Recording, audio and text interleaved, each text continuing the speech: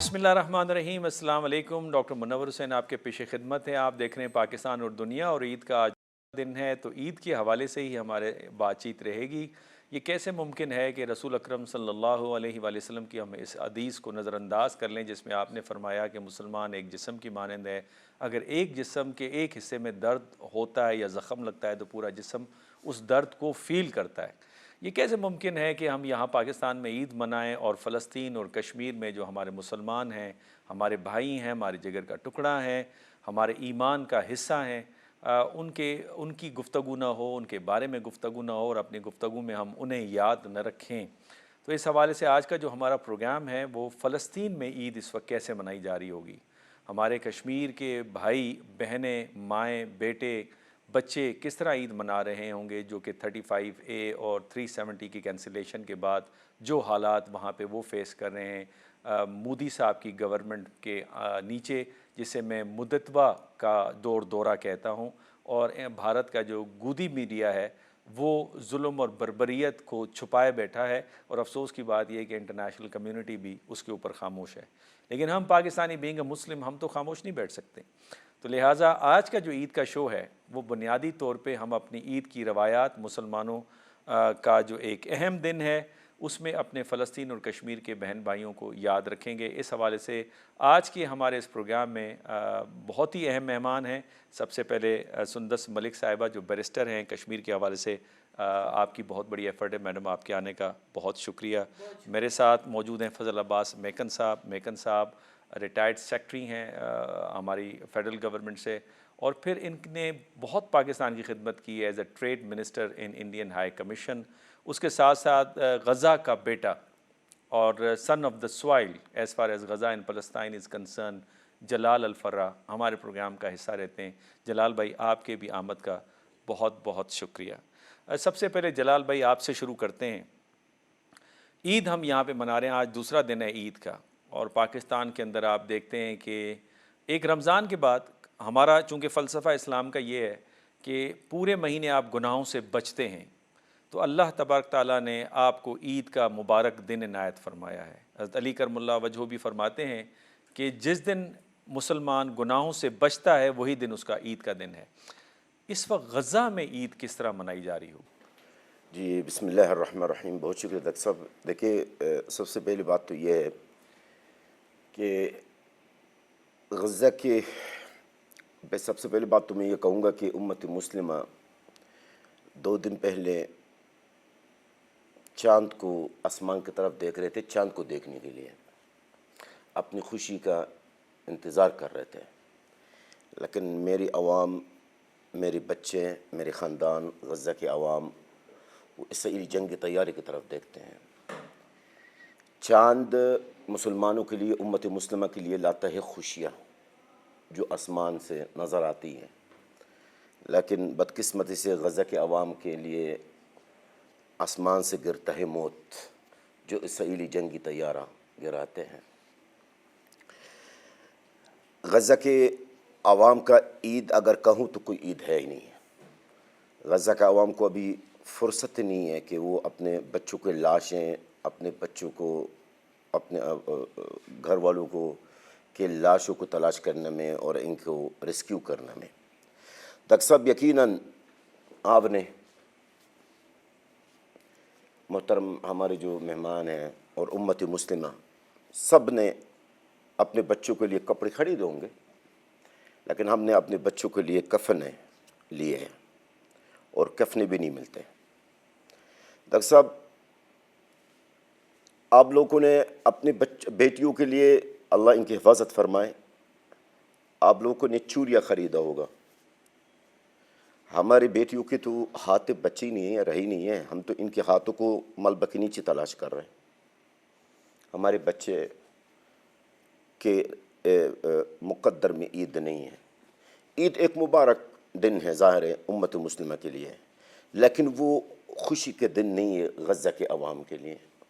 मुबारक हमारे लिए क्योंकि हमने अल्लाह फ़ज़ल करम से हमने रोज़ा रखी है, हमने अल्लाह रब्बुल इज़्ज़त की इबादत की है, इसलिए कि यह हमारे लिए एक खुशी का दिन है। लेकिन गज़ा के अवाम के लिए नहीं है। गज़ा के अवाम के लिए ये खूनी ईद है अगर मैं कहूँ तो। اور بدقسمتی سے ہمارے، جب آپ نے غزہ کا پوچھا ہے تو اس وقت غزہ کی سچویشن یہی ہے کہ 34,000 کے قریب شہید ہیں، 15,000 سے لے کے 18,000 ملبہ کے نیچے، جو ابھی جب نکلیں گے تو ان کی ہم پھر کفنیں تلاش کرنا شروع کریں گے، کیونکہ اس کے علاوہ بھی ظاہر ہے کہ آپ نے اپنے گھر میں ڈاکٹر صاحب بہت اچھے اچھے مشروب اپنی بنائی ہیں، شربتیں، اور اچھے مزیدار کھانا بھی امت مسلمہ نے بنائی ہے اپنے گھروں میں، لیکن ہم نے ڈاکٹر صاحب، ہمارے بچے، ہمارے عوام اس وقت بھوکا پیاسے ہیں، سمندر کے پانی پی رہے ہیں۔ یہ جو بھی ہوا ہے غزہ میں یا جو بھی ہو رہا ہے، میں صرف ایک بات بتانا چاہتا ہوں، ہم نے جتنا برداشت کرنا تھا کر لیا، اور مزید برداشت انشاءاللہ تعالیٰ کریں گے۔ ہم صبر کرنے والا قوم ہے اور صبر کریں گے، لیکن یہ ایک سبق ہے، سب سے بڑا اور سب سے پہلی سبق ہے پاکستان کے لیے۔ کیوں پاکستان کے لیے سبق ہے؟ کیونکہ یہی امت مسلمہ جن کے سامنے فلسطینی بچوں کو جلایا گیا ہے، مار دیا گیا ہے، یہی پاکستان، خدا نخواستہ اس پاکستان کے اوپر اگر کوئی برا وقت آیا تو یہی امت مسلمہ، میرے آج الفاظ یاد رکھیے گا، یہی امت مسلمہ پاکستان کا بھی ساتھ نہیں دیں گے۔ جس طرح انہوں نے غزہ کے عوام کو چھوڑ دیا، اسی طرح پاکستان کو بھی چھوڑیں گے۔ ہم اللہ سے دعا گو ہیں کہ اللہ رب العزت پاکستان کی ہمیشہ حفاظت فرمائیں، لیکن یہ جو بھی ہو رہا غزہ کے اندر اس وقت، یہ امت مسلمہ کے لیے ایک قسم کا شرمناک، ننگوار ہے۔ اور مجھے اس بات پہ یہ بھی حیرت ہے کہ امت مسلمہ کو در خوف امریکہ اور اسرائیل سے ہیں، لیکن اللہ سے نہیں۔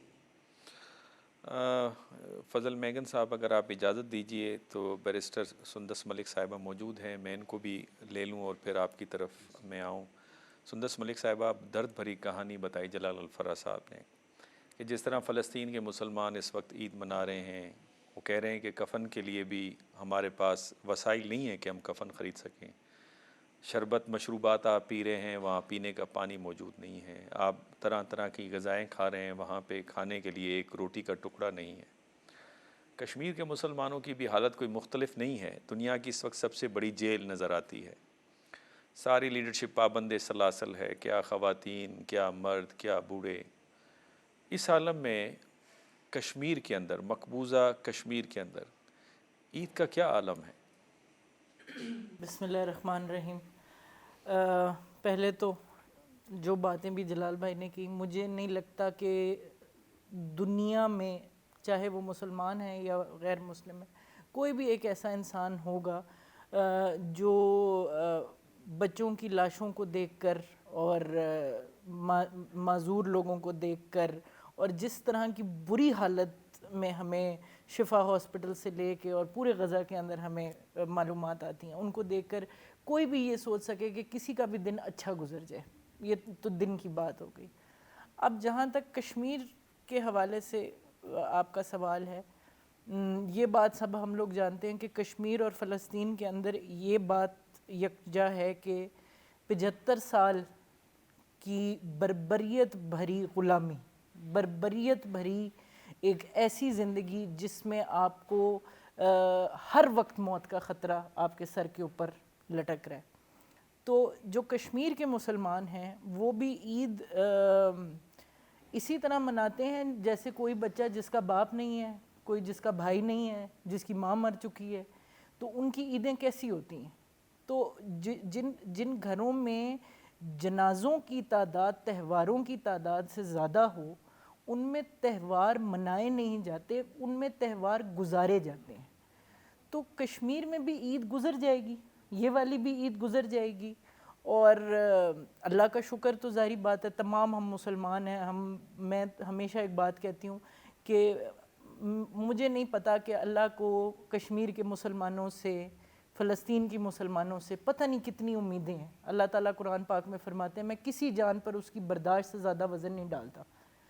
تو پتہ نہیں اللہ تعالیٰ ہی بہتر جانتا ہے کہ ہمارے اندر کتنی ایک ایسی برداشت ہے کہ 75 سال سے صبر کر رہے ہیں، 75 سال سے اس بات کی امید بھی ہے کہ انصاف ملے گا، کہ اللہ تعالیٰ سب کچھ دیکھ رہا ہے، کہ اللہ تعالیٰ ہماری تکلیف سے واقف ہے.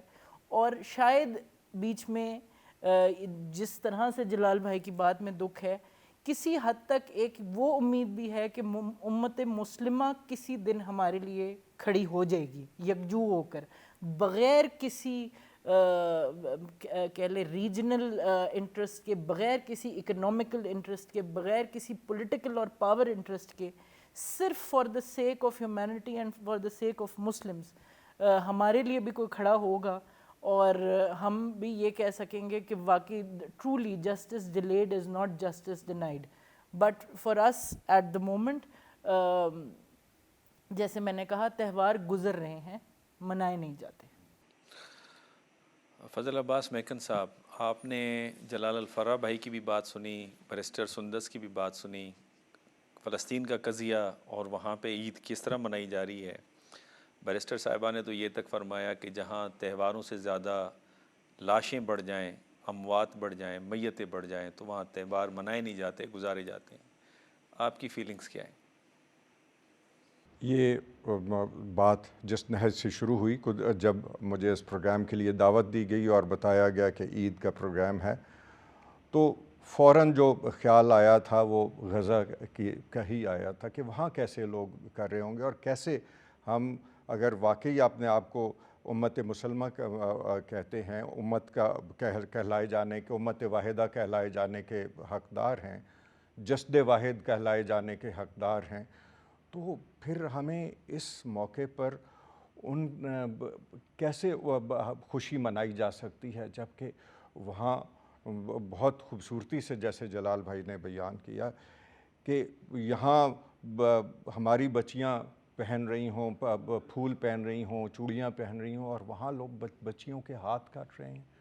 وہاں اب تو ڈاکومنٹڈ بھی، دس ہیز بین ڈاکومنٹڈ، کہ وہاں ریپ کو استعمال کیا گیا ایز اے ویپن، وہاں بھوک کو ایز اے ویپن استعمال کیا جا رہا ہے.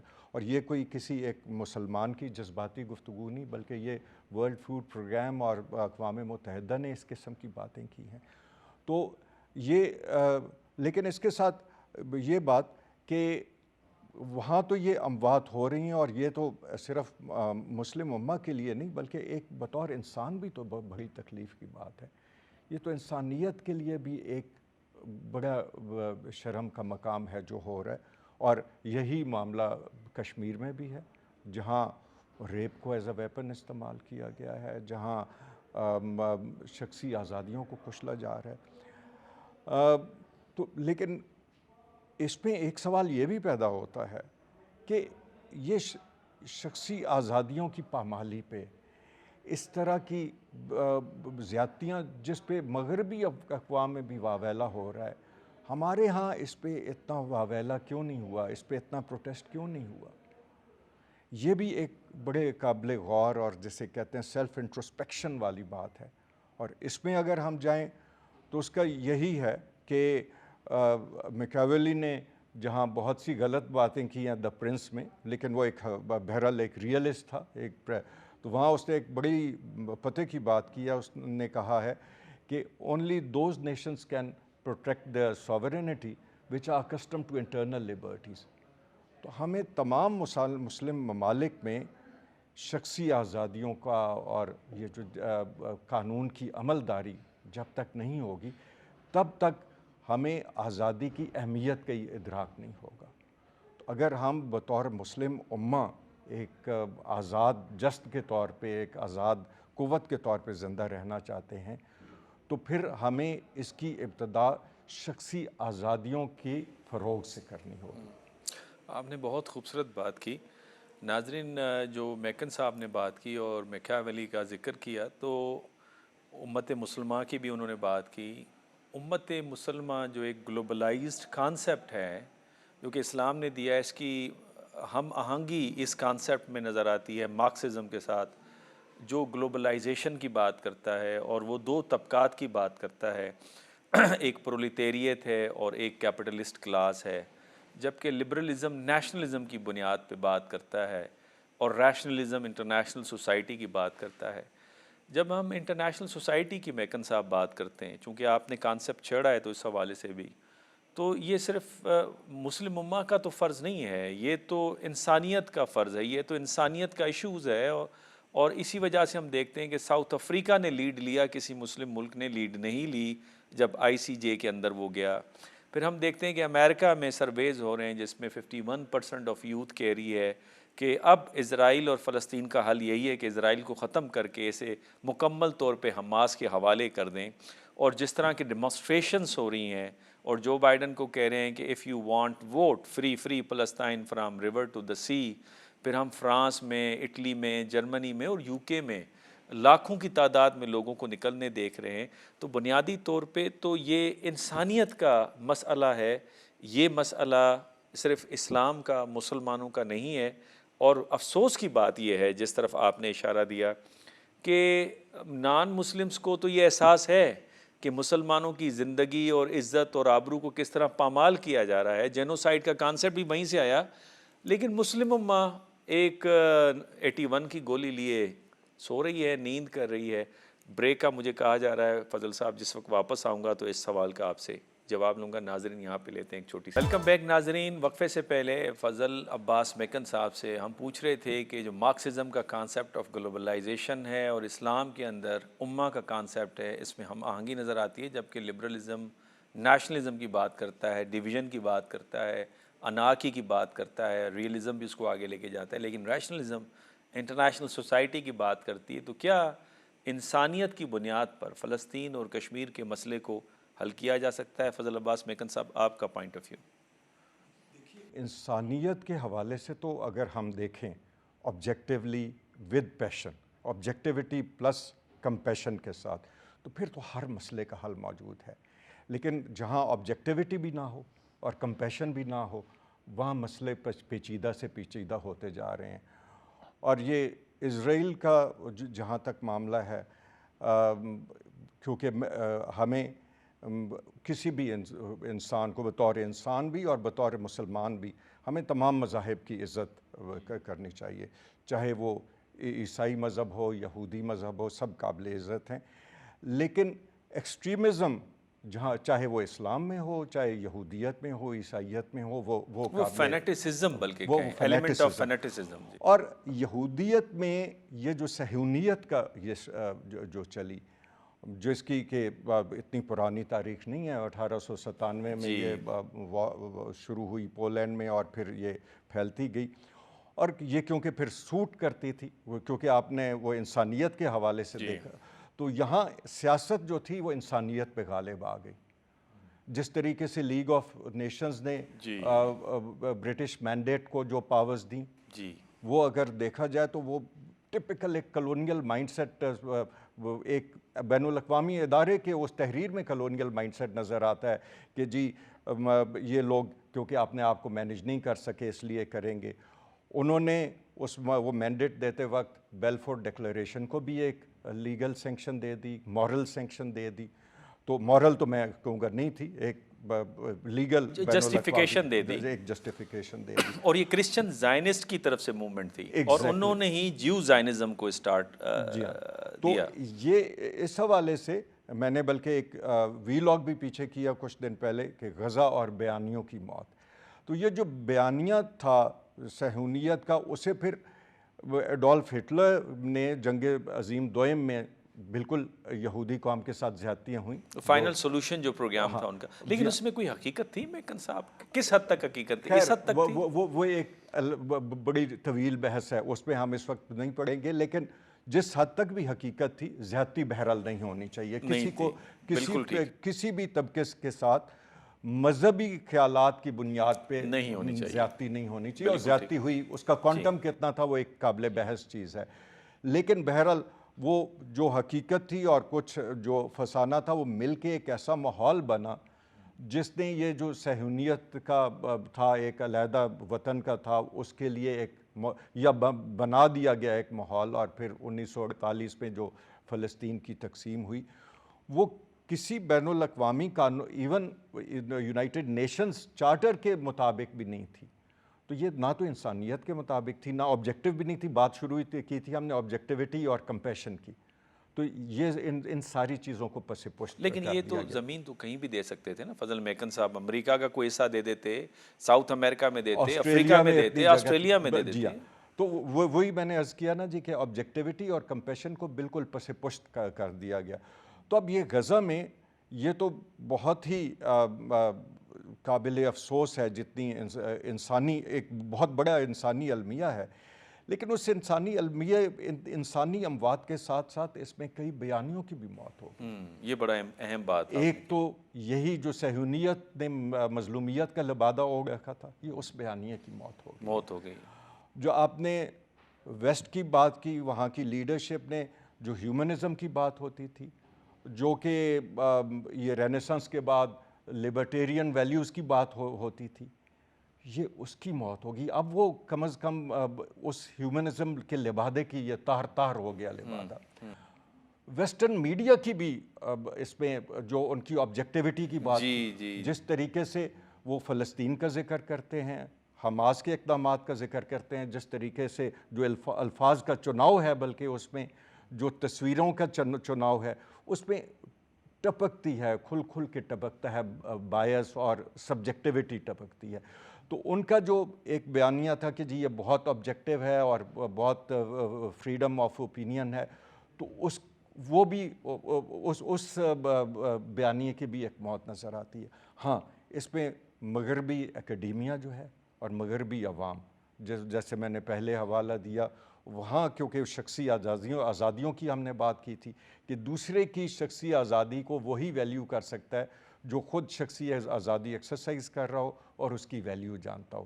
تو وہاں ہمیں سلام کرنا چاہیے، چاہے وہ کسی مذہب سے بھی وہ لوگ تھے جنہوں نے مظاہرے کیے اور اب بھی کر رہے ہیں. اور میں سمجھتا ہوں یہ ایک جو ویو چلی ہے، یہ آگے جا کے دیکھیے کیا رخ اختیار کرتی ہے. یہ ایک علیحدہ موضوع ہے اور بہت دلچسپ موضوع ہے. میں جب آپ کے پاس میکن صاحب واپس آؤں گا، بہت دلچسپ گفتگو آپ نے کی ہے. جب بیانیے کی یہ موت ہو چکی ہے تو کیا مسلمانوں کے پاس یا گلوبل ساؤتھ کے پاس ایسا بیانیہ ہے جو اس اسپیس کو فل کرے؟ یہ میں آپ سے پوچھوں گا. جلال الفراز صاحب، آپ مسلم امہ پہ کوئی بات کرنا چاہ رہے تھے. ڈاکٹر صاحب، مسلم امت کے جو کے بارے میں جو بھی میں نے بات کی ہے، چاہے وہ اس جنگ میں، چاہے وہ 2021 کی جنگ میں، چاہے وہ 2014 کی جنگ میں، چاہے وہ 2011 کی جنگ میں، بدقسمتی سے میری ساری باتیں ثابت ہوئی ہیں کہ امت مسلمہ کچھ کرے گی نہیں، اور امت مسلمہ نے کچھ نہیں کیا. امت مسلمہ صرف مذمت کرے گی، وہی ہو رہا آپ کے سامنے 7 مہینے سے، تو یہی چل رہا ہے. اچھا، دوسری بات یہ بھی ایک چیز میں ایک طور سے کلیئر کرنا چاہتا ہوں کہ ہم امت مسلمہ کے حکمرانوں پر صرف بلیم کرتے ہیں، ان سے شکوہ کرتے ہیں کہ جی وہ کچھ کر نہیں رہے ہیں.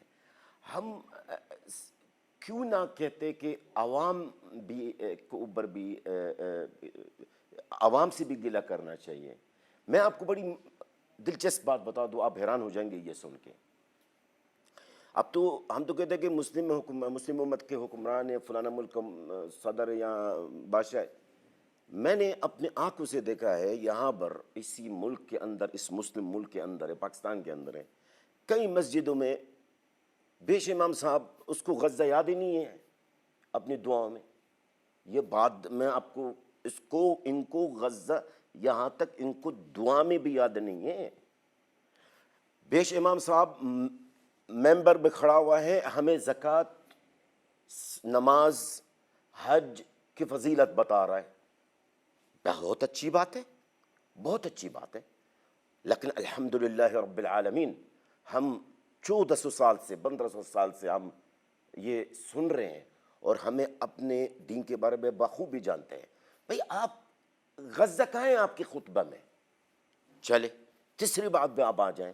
ابھی چند مہینے پہلے بیش امام خانہ کعبہ کا جو یہاں پر تشریف لائے ہیں اور فیصل مسجد میں انہوں نے خطبہ دی ہے، کیا غزہ کا ذکر کیا؟ مجھے بتائیں. غزہ کا، جبکہ غزہ کا جس وقت بیش امام خانہ کعبہ موجود تھا یہاں پر پاکستان میں، اور ان کا ساتھ جو یہاں کے علماء ہیں، جو آپ کو علماء بتاتے ہیں، ان کا ساتھ بڑے خوشامد ان کی کر رہے تھے. مجھے یہ بتائیے، خانہ کعبہ کے بیش امام صاحب سب سے بڑا پیش امام تم اس وقت آپ اس دنیا میں ہیں. آپ رسول اللہ صلی اللہ علیہ وسلم کے مصلی پر کھڑے ہوتے ہیں اس وقت پہ. آپ نے غزہ کا نام لیا, آپ نے دور دور تک کا بے کوئی غزہ میں جو بھی ہو رہا ان کا ذکر کیا نہیں کیا. تو امت مسلمہ ڈاکٹر صاحب, آج میں آپ کو غزہ کے عوام کے, فلسطین کے عوام کے میسج دینا چاہتا ہوں کہ امت مسلمہ سے نہ ہمیں امید تھی, نہ امید ہے, اور نہ امید ہوگی, کیونکہ ہم نے تو سب کچھ دیکھ لیا. امت مسلمہ کے اندر غیرت, حمیت ختم ہو چکی ہے. حضرت علی کا قول ہے, میں اس شخص سے ڈرتا ہوں جو اللہ سے نہیں ڈرتا. امت مسلمہ اللہ سے نہیں ڈرتے. امت مسلمہ صرف امریکہ, برطانیہ, اسرائیل سے ڈرتے ہیں. امت مسلمہ کو ان کو شاید یہ پتہ نہیں ہے کہ ان کا احتساب, ان کا حساب کتاب اللہ رب العزت کرے گا, امریکہ اور اسرائیل اور برطانیہ نہیں کریں گے. امت مسلمہ کو یہ نہیں پتا کہ ایک چیز ہے جس کو کہا جاتا ہے مکافات عمل, کہ جو بھی غزہ کے اندر ہو رہا اس وقت یہ سب اللہ رب العزت نے اپنا آپ کو دیکھو نا, امت مسلمہ کی آپ نے بات کی نا, اللہ رب العزت نے اپنا آپ کو المنتقم یعنی بدلہ لینے والا نا. اور اللہ تعالیٰ وہ دن بھی آئے گا جب ان معصوم میرے بہن بھائیوں کا, میرے عوام کا خون کا بدلہ امت مسلمہ سے لے گا, امت مسلمہ سے لے گا. اور آج میں آپ کو یہ بھی بتا دوں, امت مسلمہ کو بتا دو بیٹا, کیمرہ میری طرف کر دے, امت مسلمہ کو بتا دے. اور آج میں آپ کے توسط سے ڈاکٹر صاحب اور آپ کے اس عظیم چینل کی طرف سے, یہ بڑی عظیم چینل ہے, جب سے یہ جنگ غزہ کے اوپر ہے, یہ بڑی غزہ پر ان کے توجہ ہے, یہ بڑی کوریج کیا ہے غزہ کے, سچی نیوز ہے. میں کوئی تعریف نہیں کر رہا ہوں, میں آپ سے تنخواہ نہیں لے رہا ہوں, میں حقیقت اور سچ بتا رہا ہوں. امت مسلمہ کا یہ میرا پیغام ہے عوام کی غزہ کے عوام کی طرف سے. اللہ کی قسم, غزہ کے عوام کسی مسلمان کو معاف نہیں کریں گے, غزہ کے بچے کسی مسلمان کو معاف نہیں کریں گے, کسی بھی مسلمان کو نہیں ہے, صرف حکمران کو نہیں, میڈیا والوں کو بھی معاف نہیں کریں گے, افواج والوں کو بھی معاف نہیں کریں گے, بیش اماموں کو بھی معاف نہیں کریں گے. جس کے ہاتھ میں موبائل ہے اور وہ غزہ کے لیے کچھ نہیں کیا انہوں نے, اس کو بھی معاف نہیں کریں گے. جو بھی کچھ کر سکتا تھا غزہ کے لیے اور نہیں کیا نا, غزہ کے عوام, ان کو غزہ کے بچے جن کے ابھی تک ہمیں تو ان کی لاش بھی نہیں ملی ہے, وہ معاف نہیں کریں گے, نہیں کریں گے. اور وہ دن آئے گا جب میرا رب آپ لوگوں سے اس کا بدلہ لے گا. میں صرف یہ بتانا چاہتا ہوں کہ کل میرا جانا ہوا 4 سدہ, کوئی فیملی میں موت ہو گئی تھی, وہاں جانا ہوا. جہاں جب وہ روزہ کھلا, نماز ہوئی اور روزہ کھلا, روزے کے بعد ایک دعا ہوئی, اور آپ یقین کریں کہ میں حیران ہو گیا کہ وہاں عام آدمی بیٹھ کے دعا مانگ رہے تھے, اور وہ دعا میں پہلی دعا فلسطین کے لیے, پھر کشمیر کے لیے, پھر مسلم امہ کے لیے, پھر پاکستان کے لیے, پھر اپنے لیے.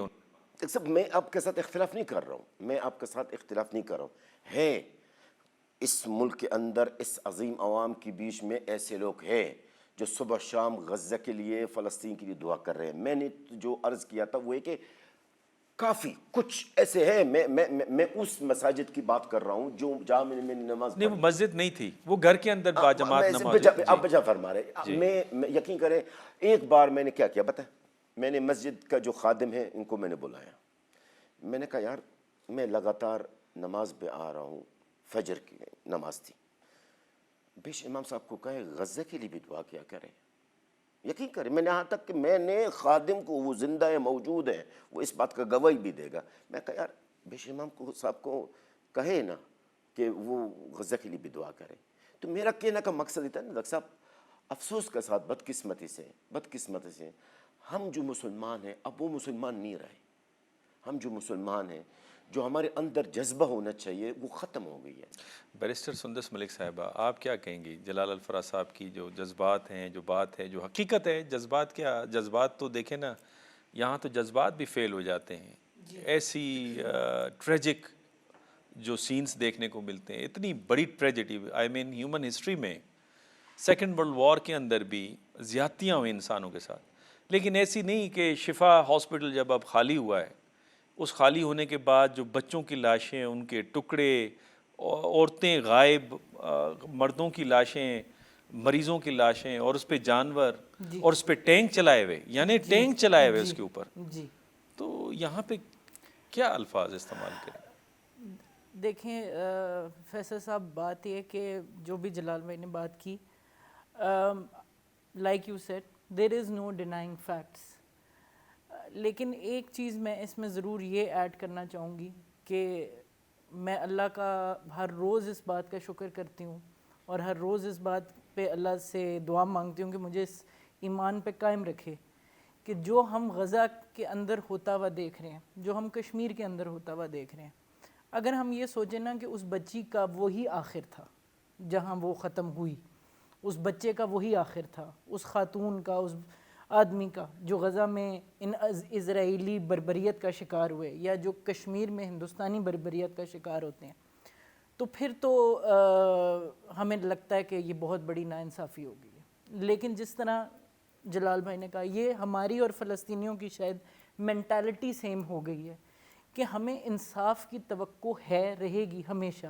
لیکن صرف ایک جگہ سے، اور وہ اللہ تعالیٰ کی بارگاہ ہے۔ ہمیں پتہ ہے کہ ادھر سے ہمیں انصاف آج نہیں ملے گا، یوم القیامہ تو ملے گا ہی ملے گا۔ اس دن تو ہم سے بیان پوچھا جائے گا، اس دن تو ہماری کہانی سنی جائے گی، اور اس دن جو مین آبجیکٹیو، ابھی بات بھی کی انہوں نے آبجیکٹیوٹی کے بارے میں، میکن صاحب نے objective, in my personal and humble opinion, objectivity and objective morality can only be driven through your creator. صرف خدا تعالیٰ ہیں جو objective ہیں، جو جانتے ہیں کہ یہ چیز moral ہے، یہ چیز immoral ہے۔ صرف قرآن پاک وہ آخری اور واحد کتاب ہے جو انسان کو گائیڈ کر سکتی ہے، ہدایت دے سکتی ہے۔ اور ابھی جو مسلم امہ کی ہم نے تصویر کھینچتے ہوئے دیکھا جلال صاحب کو، اور ایک حقیقی تصویر کھینچتے ہوئے دیکھا، ہمیں یہ بات سمجھنی پڑے گی کہ قرآن پاک فرماتا ہے، اللہ تعالیٰ فرماتے ہیں کہ جب تم اس کتاب سے دور جاؤ گے تو تم اپنے بیچ میں بڑی تفریق دیکھو گے۔ اور مجھے سب سے بڑی ہماری فیلنگ یہ لگتی ہے، we might not be as economically powerful. ہم ہمیشہ یہ دیکھتے ہیں کہ پاکستان کے اندر بھی ہمیں یہ کرٹیسزم نظر آتا ہے کہ the west is more advanced, India is more advanced.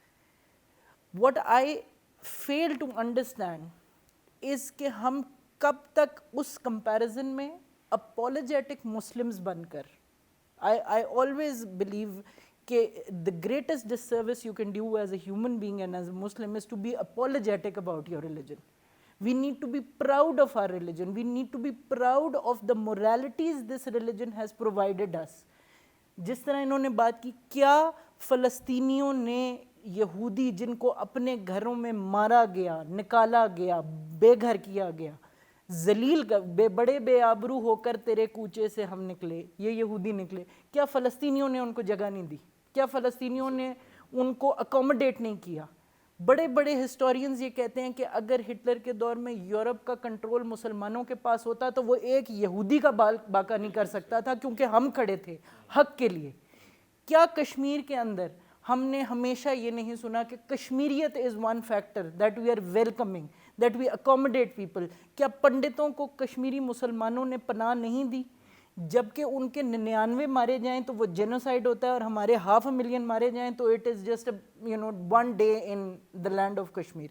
So we need to understand کہ یہ جو ہماری moralities تھیں، یہ جو ہمارے عقائد تھے، یہ جو ہمارا بھروسہ تھا اور یقین تھا کہ اللہ تعالیٰ ہمیں اس دنیا میں عدل قائم کرنے کے لیے لے کے آیا۔ Our pursuit of justice was the thing that upheld us amongst everyone.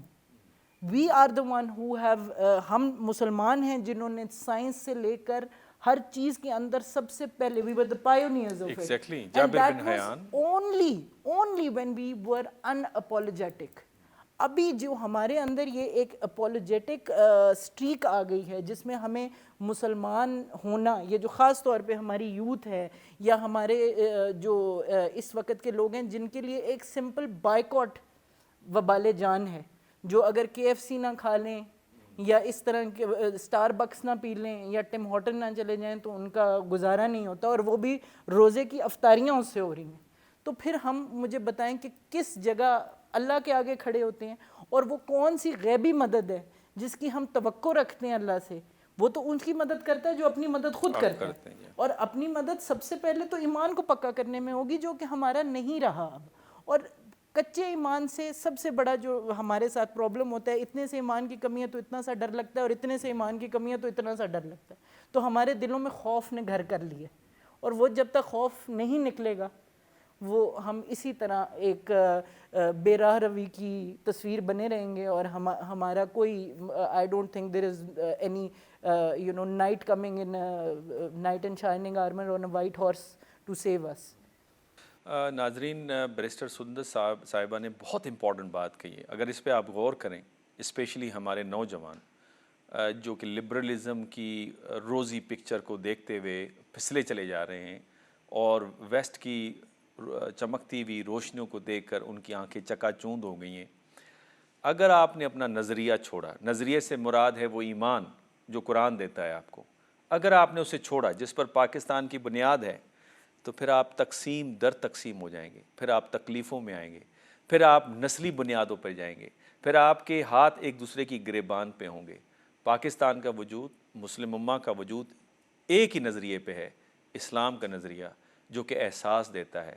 اور اگین جو میں نے شروع میں حدیث نبی صلی اللہ علیہ وآلہ وسلم کی کوٹ کی تھی کہ مسلمان ایک جسم کی مانند ہے, جسم نہیں رہے گا. اگر جسم کا ایک حصہ بھی کٹ کے آپ سے جدا ہو گیا, جسم ناکارہ, اسے معذور کہتے ہیں, پھر اس مسلم امہ معذور ہو جائے گی. یہاں پہ ایک چھوٹا سا وقفہ لیتے ہیں, جب وقفے سے واپس آئیں گے تو فضل حسین میکن صاحب سے پوچھیں گے جس بیانیے کی انہوں نے بات کی کہ اس کی موت ہو گئی ہے, اور بہت سارے بیانیوں کی موت ہو گئی ہے, اور رائٹلی انہوں نے بتایا اس کی بہت سارے امپیریکل ایویڈنسز ہیں, کیا مسلم امہ یا گلوبل ساؤتھ کے پاس ایسا بیانیہ موجود ہے جو اس کو ریپلیس کرے, چونکہ اسپیس تو کریٹ ہو گئی ہے. یہاں پہ ایک لیتے ہیں چھوٹا سا وقفہ. ایک ناظرین, وقفے سے پہلے بہت خوبصورت باتیں ہو رہی تھیں جہاں فلسفہ بھی اور نظریے کی بھی بات ہوئی. بیرسٹر سندس ملک صاحبہ, آپ نے نظریے کی بات کی. آپ کو لگتا ہے, چونکہ میکن صاحب نے بھی بات فرمائی کہ جہاں ہمارا نظریہ کمزور پڑ گیا ہے وہاں مغرب کا بیانیہ بھی مر گیا ہے. جو آبجیکٹیوٹی کی انہوں نے بات کی, جو جرنلزم میں انفیکٹ نظر نہیں آ رہی, فلسطین کے کیس میں بڑی واضح ہے, جو ہمدردیاں سمیٹی گئیں کہ فائنل سلوشن جو ہٹلر نے چلایا تھا جیوز کے حوالے سے, اور ایک ہمدردی تھی انسانیت کے بنیاد پہ, تھے ان کو جینے کا حق ہے, اور اسی بنیاد پہ ویسٹ نے ان کو سپورٹ کی, وہ بیانیہ بھی ہمیں مرتے ہوئے نظر آ رہا ہے. تو نظریہ تو ہمارا کمزور ہے لیکن ویسٹ کا بیانیہ بھی کمزور ہے. تو اس کا مقصد ہم ایک ہی لیول کے اوپر کھڑے ہیں, تو کرنا کیا چاہیے ہمیں؟ جی تھینک یو. میں ایکچولی اس سوال کا بھی تھوڑا سا sort of repetitive, but I try to make it a little clearer. جہاں تک ویسٹ کے بیانیے کی بات ہے, میں یہ سمجھتی ہوں that it had no leg to stand on to begin with. It was created sufficiently saying by a bunch of white men who thought they were right. وہ جو فائنل سلوشن, بالکل وہ رائٹ, سوری, مینیفیسٹ ڈیسٹنی, بالکل, کہ ہمارے اوپر burden ہے which is we are the chosen people of the Allah Almighty. And then they went into different bifurcations of determinism and humanism and nihilism and all of these philosophies. Problem is that these were all subjective thoughts. 5 people can agree to it, 10 people can agree to it, but you change your region and you change the people and you change their dynamics, that would be completely different. It cannot fit everywhere. The problem is this, that the Western ideology is not one solution fits all. It cannot work. یہ south Asia میں کام نہیں کر سکتا, یہ Russia میں نہیں کام کر سکتا, یہ ایسٹرن ایشیا میں نہیں کام کر سکتا. تو یہ ایک ایسا بیانیہ ہے جو چند لوگوں کے لیے کچھ دیر کام کیا, اور جب ان کو اب کال آؤٹ کیا جا رہا ہے اسی بیانیے کے اوپر, تو they have no leg to stand on, کیونکہ ان کا بیسک جو امپیریکل ہم کہہ لیں نیسیسٹی ہے وہ تو اکنامک گروتھ ہے. اس کے علاوہ تو دے ڈونٹ, وہ مورالٹیز کو اور ان سب چیزوں کو دکھا کر اپنی اکانومی کو اسٹرینتھن کرتے رہے, لیکن جب اب اس کے اوپر ایک سوال آیا ہے تو ہمیں نظر آ رہا ہے that they don't have any leg to stand on. The problem with on our side is that we have a very strong ideology. We have an unquestionable ideology. We have the right and objective ideology. لیکن کیونکہ ہم اس western وہ جو ایک romanticism ہے ہم اس میں اتنا ہم پہ وہ غالب آ گیا اتنی دیر تک کہ ہمیں یہ فیلنگز نظر آنے لگیں اپنے بیانی غالب لایا گیا ہمارے ایلیٹس شامل تھے. جی بالکل, جن کا مین ایجنڈا موسٹلی سیکولرزم کو پروموٹ کرنا نہیں تھا, لبرلزم کو پروموٹ کرنا نہیں تھا, اپنے لیے زیادہ اسپیس اور پاور کریٹ کرنا تھا. تو اب جو ہمارا بیانیہ اس میں تو سب انسان برابر ہیں, کسی کو کسی پر کوئی فوقیت حاصل نہیں.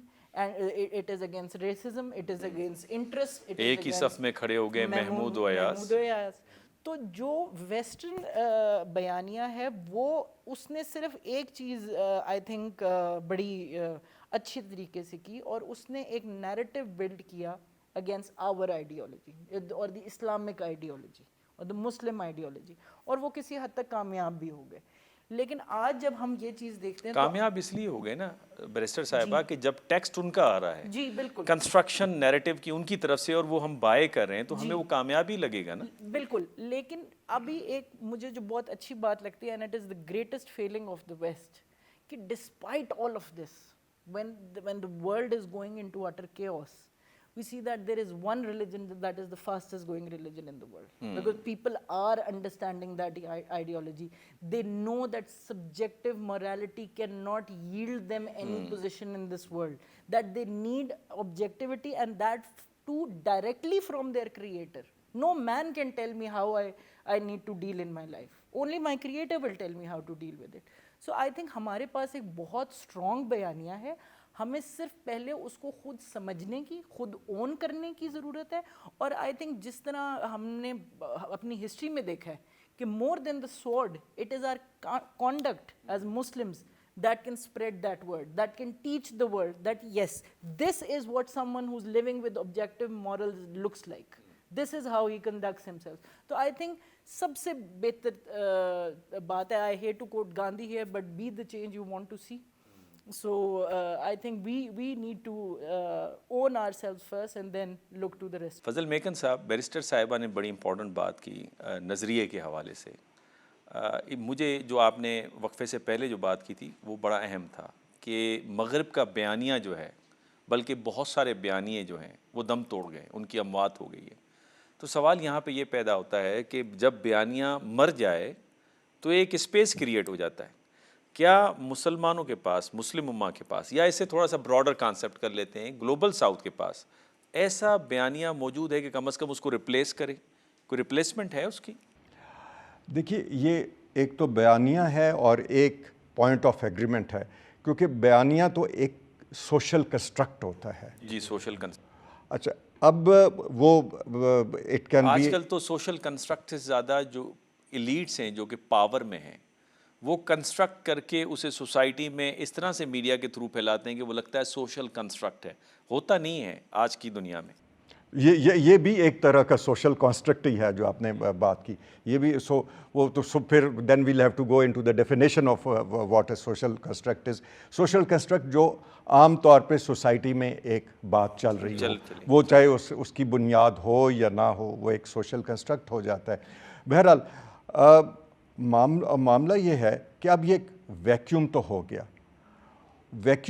تو اس کے لیے ہم نے ایک کوئی ایسی کامن فاؤنڈیشنل چیزیں دیکھنی ہوں گی جس کا کسی خاص علاقے سے, کسی خاص ریجن سے یا خاص مذہب سے تعلق نہ ہو, جو ایک کامن بیس ساری انسانیت کو دے سکیں.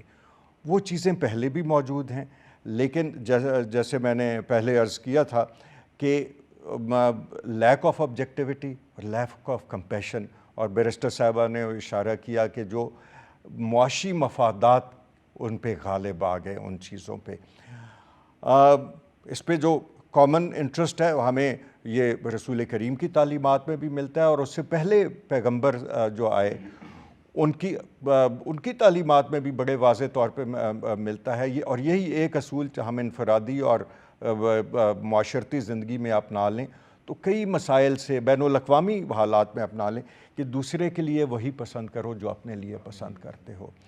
تو خوش قسمتی سے ہمارا جو مذہب ہے اتنا فارورڈ لوکنگ یقیناً ہے کہ اس میں کئی چیزیں تو ریلیجن اسپیسیفک ہیں، لیکن ایک ایسی باتیں بہرحال موجود ہیں جو کہ کامن گراؤنڈ مہیا کرتی ہیں. بیرسٹر صاحبہ نے کچھ باتوں کی طرف اشارہ کیا. ریشل ایکویلٹی کی بات مغرب نے تو یہ 20th سینچری میں آ کے مانی. ہمیں تو یہ 1400 سال پہلے بتا دیا گیا تھا کہ اس میں this is not a basis of precedence in any society. یہ آپ کا اپنا کنڈکٹ ہے جو آپ کو پریسیڈنس دلائے گا. آج ویمن رائٹس کی بہت بات ہوتی ہے بین الاقوامی سطح پہ. تو یہ جو فریز ہے خواتین کا حقوق سے، سب سے پہلے کس مذہب، کس آئیڈیالوجی نے یہ فریز استعمال کیا؟ یہ کیا ایسے ماحول میں یہ فریز استعمال کیا جانا جہاں بچیوں کو زندہ درگور کر دیا جاتا تھا، اس سے زیادہ فارورڈ لوکنگ کوئی بات ہو سکتی تھی؟ تو یہ تمام مذاہب میں، بلکہ انسانی ضمیر میں یہ چیزیں پوشیدہ ہیں. Justice, compassion. صرف جب ہمارے مفادات ہم پہ غالب آ جاتے ہیں تو اس وقت یہ چیزیں پس پشت چلی جاتی ہیں. سو ضرورت اس میں سمجھتا ہوں ہمارے ہاں انٹیلیجنسیا کی بھی ضرورت ہے کہ ان کو اس پہ سوچ بچار کریں. اور آپ نے اس پہ ایک بات کی اور درست کی کہ ہم پہ ویسٹ کا میڈیا ہماری ایلیٹ نے امپورٹ کیا اور ہم پہ امپوز کر دیا. یہ بات آبجیکٹیولی ٹھیک ہے، لیکن اس کی اگر وجہ تلاش کی جائے تو ایک وجہ اس کی ویکیوم بھی ہے کہ جب آپ کا ہوم گرون نظریہ نہیں ہوگا تو تب پھر اس ویکیوم کو کوئی نہ کوئی نظریہ کسی نے تو فل کرنا ہے. اور یہ بھی ایک قابل توجہ چیز ہے. اس پہ ہمیں اگین انٹروسپیکشن کرنی ہے کہ یہ کیا ہو گیا کہ ہمارے ہاں یہ ایک قحط الرجال جیسے کہتے ہیں تو قحط الرجال ہو گیا، نظریات کا قحط ہو گیا کہ کئی پچھلے 600-700 سال سے ہم نے انٹلیکچوئل لیول پہ ڈیولپمنٹ نہیں کی. ہمارے ہاں کوئی نیا نظریہ نہیں آیا. جو ہم آج پولیٹیکل تھاٹ میں بھی بات کرتے ہیں تو ہم اس سے باہر نہیں نکل سکتے، لاک اور روسو سے اور ان لوگوں سے باہر نہیں نکل سکتے. ہمیں کیا اس کی وجہ میکن صاحب یہ تھی کہ ہمارے ہاں تاریخ میں ریپریسو رول رہا ہے؟ چونکہ ایک بہت بڑا گیپ نظر آتا ہے انٹلیکچوئلس کا جو آپ نے بات کی. اگر آپ ابن خلدون کو دیکھیں تو اس کے بعد شاہ ولی اللہ کے درمیان میں کوئی 1 صدی کا گیپ نظر آتا ہے. پھر شاہ ولی اللہ اور اقبال کے درمیان میں پھر ایک بہت بڑا گیپ نظر آتا ہے. اور اس کے بعد اقبال اور خمینی رحمۃ اللہ علیہ کے درمیان میں ایک بہت بڑا گیپ نظر آتا ہے. تو کیا اس میں ہمارے ریپریسو مسلم ورلڈ کے اندر ریپریسو رول اس کا اہم ریزن تھا جس کی وجہ سے انٹلیکچوئلزم نہیں پنپ پائی اور آج ہم محروم ہیں بیانیہ بنانے کے حوالے سے، اور ہم پہ ظلم و ستم ہوتا ہے فلسطین کے کیس میں، کشمیر کے کیس میں، پھر بھی ہمارے پاس بیانیہ نہیں ہوتا؟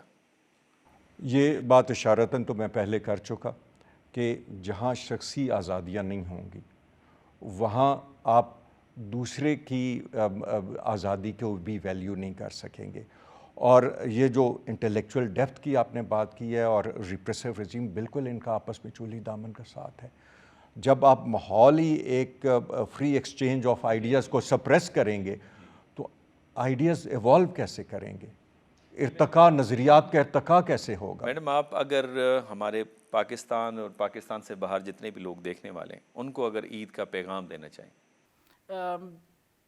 سب سے پہلے تو تمام امت مسلمہ کو میری طرف سے عید مبارک ہو، اور میں اللہ تعالیٰ سے دعا کرتی ہوں کہ وہ ہم سب کے اندر یکجہتی، ایمان اور عقل کی جو ایک چیز ہے وہ پیدا کرے اور ہم لوگوں کو اپنی پسند کا بنا لے جیسا وہ چاہتا ہے. جلال الفرا صاحب، چونکہ وقت کے آخری پروگرام کے آخری مراحل کے اندر ہم داخل ہو گئے ہیں، آپ کیا پیغام دینا چاہتے ہیں اوورال مسلم امہ کو اور بالخصوص پاکستان کو اور پاکستانیوں کو؟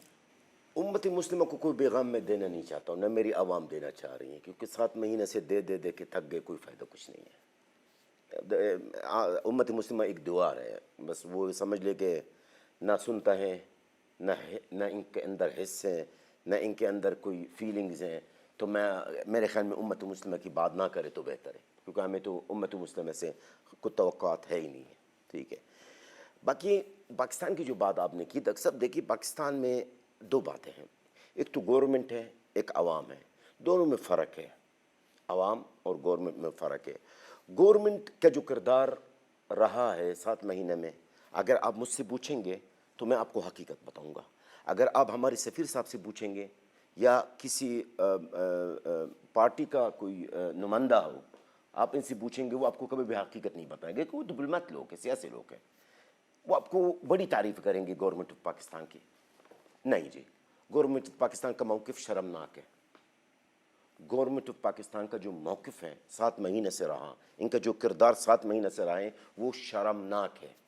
گورنمنٹ آف پاکستان نے صرف یہی کیا ہے کہ انہوں نے فورن افیئرس کے اندر ایک ٹائپسٹ رکھا ہے جو مذمت بیان ایشو کرا کر شائع کر دیتا ہے. اس سے آگے کچھ بھی نہیں ہے. ڈاکٹر صاحب میری بات سنیں، آپ بھی جانتے ہیں، ہم بھی جانتے ہیں، سب جانتے ہیں کہ پاکستان اس وقت دنیا میں سب سے طاقتور اسلامی ملک ہے. اسلامی ملک طاقتور اسلامی ملک تو ہے نا، یا نہیں ہے؟ یا میں غلط بول رہا ہوں؟ تو ہمیشہ جب آپ کا کوئی بڑا بھائی ہوتا نا، طاقتور ہے، تو آپ کا اس میں زیادہ امید ہوتی ہے. ہمارے تو کبھی پاکستان سے مطالبہ نہیں تھی کہ آپ اسرائیل سے جنگ کریں. ہمارے یہ نہ میری یہ مطالبہ، نہ میری عوام کی یہ مطالبہ. لیکن کچھ ایسی چیزیں ہیں جو پاکستان تو کر سکتا تھا نا، پاکستان نے کیوں نہیں کیا؟ نمبر 1، پاکستان تو اپنا کردار ہر فارم پہ ادا کر سکتا ہے کہ کم سے کم یہ جنگ بند تو ہو سکتی تھی نا. غزہ کی عوام کو خوراک پہ کھانا پینا تو مل سکتا تھا نا، اگر پاکستان اپنا ویلیو، اپنا مقام استعمال کر لے اس دنیا میں. نہیں کیا پاکستان. اچھا، تیسری بات، پاکستان ایک مطلب سب پاکستان سے میں آپ کے سامنے پاکستان کی تمام ٹی وی چینلز میں 7 مہینے سے کتنی بار میں نے، اور آپ کے سامنے، آپ بھی میرے خیال اس میٹنگ بھی میں موجود تھے، آپ جب مشیر وزیر اعظم کے مشیر صاحبہ تھی بھی، ہر فارم پہ، ہر جگہ، ہر چینل پہ میں نے یہ حکومت پاکستان سے مطالبہ کیا کہ آپ لوگوں نے کچھ کیا ہی نہیں تو کم سے کم کچھ زخمیوں کو غزہ سے لائیں علاج کے لیے. پاکستان یہ کم سے کم یہ تو کر لیں. کچھ بھی نہیں کیا پاکستان نے، سوا مذمت، سوا بیانات. فورن افیئرس کی طرف سے بیان نکلتا ہے، بس اللہ اللہ خیر صلی اللہ، یہ پاکستان نے کیا ہے، یہ ہمارا بڑا بھائی ہے جو سب سے طاقتور ملک، اسلامی ملک ہے. اب دوسری بات، جو عوام کی آپ بات نہ کریں. عوام کے اندر جذبہ، محبت، پیار فلسطینیوں سے بے حد ہے، اس کا کوئی حد ہی نہیں ہے، اس میں کوئی شک نہیں ہے. میں آپ کو بڑا چھوٹا سا مثال دے دوں، آپ یقین کریں، یہ بات کہتے ہوئے مجھے آن ایئر کہتے ہوئے مجھے فخر محسوس ہو رہا ہے. اب ادھر اسلام آباد کے اندر ایک ہوٹل ہے جن کا نام خیبر شنواری ہے، اور وہاں کا مالک کا نام ہے گلاب.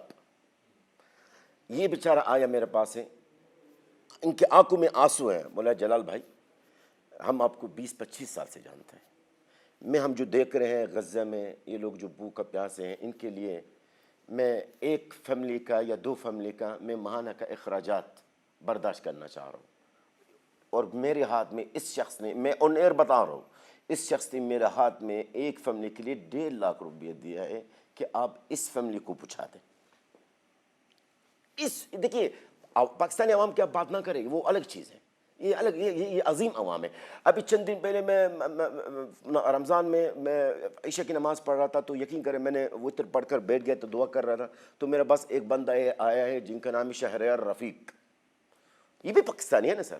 یہ بھی آیا، سر ہم غزہ کے لیے، غزہ ہمارے بہن بھائیوں کے لیے ہم کچھ کرنا چاہتے ہیں. سر پاکستانی عوام عظیم عوام ہے، اور ہماری امید ہے پاکستان کے عوام سے، شاید ظاہر ہے کم تھوڑا دل دکھا ہوا ضرور ہے، لیکن ختم نہیں ہو گیا ہماری امید پاکستان کے عوام سے.